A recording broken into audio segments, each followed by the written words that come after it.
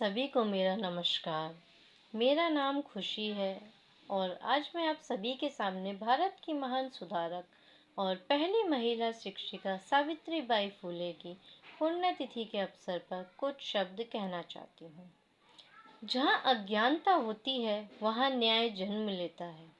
जहाँ अज्ञानता होती है वहाँ न्याय जन्म लेता है। जहाँ शिक्षा की रोशनी पहुँचती है वहाँ बदलाव की शुरुआत होती है।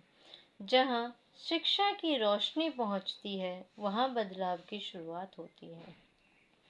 एक समय ऐसा भी था जब लड़कियों को स्कूल जाने की अनुमति तक नहीं थी, लेकिन एक महिला ने इस अंधेरे को तोड़कर शिक्षा की पहली रोशनी जलाई।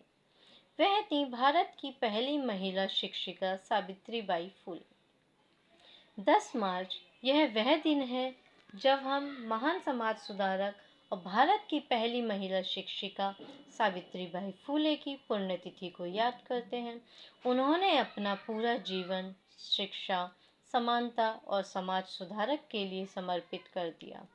सावित्रीबाई फुले का जन्म 3 जनवरी 1831 को महाराष्ट्र के सतारा जिले के नाय गांव में हुआ था।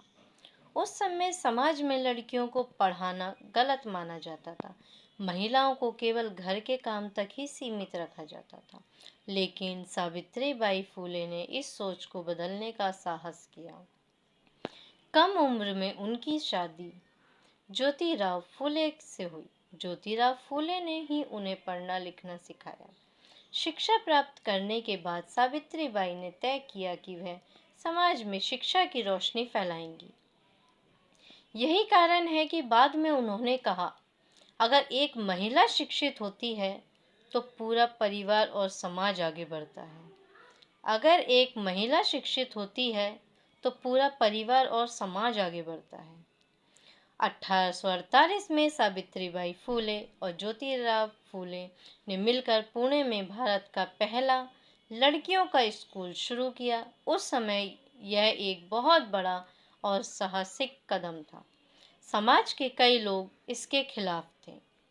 जब सावित्रीबाई फुले पढ़ाने के लिए घर से निकलती थीं, तो रास्ते में लोग उनका विरोध करते थे। कई बार उन पर पत्थर, कीचड़ और गोबर तक फेंका जाता था, लेकिन उनका हौसला कभी नहीं टूटा। जैसा कि कहा जाता है, पत्थर भी फेंके गए, कीचड़ भी उछाला गया।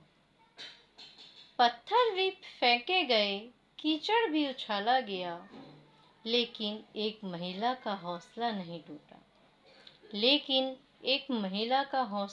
टूटा। वह हर दिन स्कूल जाती रही ताकि बेटियां पढ़ सकें। सावित्रीबाई फुले ने केवल लड़कियों को शिक्षा के लिए ही नहीं, बल्कि दलित और पिछड़े वर्ग के बच्चों को भी पढ़ाने का काम किया। उस समय यह बहुत बड़ा सामाजिक बदलाव था।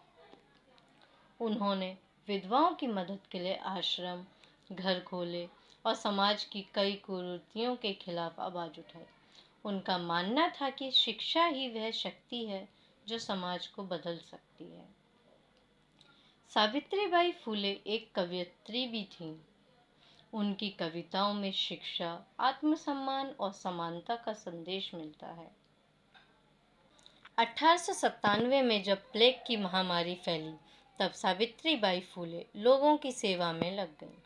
वह बीमार लोगों को अस्पताल पहुंचाने और उनकी देखभाल करने लगे।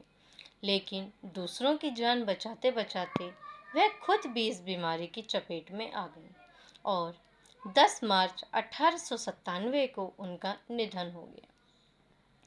अगर आज भारत की लाखों बेटियां स्कूल और कॉलेज जाती हैं, तो उसके पीछे एक महिला का महान संघर्ष छुपा है, जिनका नाम सावित्रीबाई फुले था। आज उनकी पुण्यतिथि पर हम उनको श्रद्धांजलि देते हैं और यह संकल्प लेते हैं कि शिक्षा, समानता और मानवता के लिए उनका संघर्ष हमेशा हमें प्रेरित करता रहेगा। धन्यवाद। जय सावित्रीबाई फुले।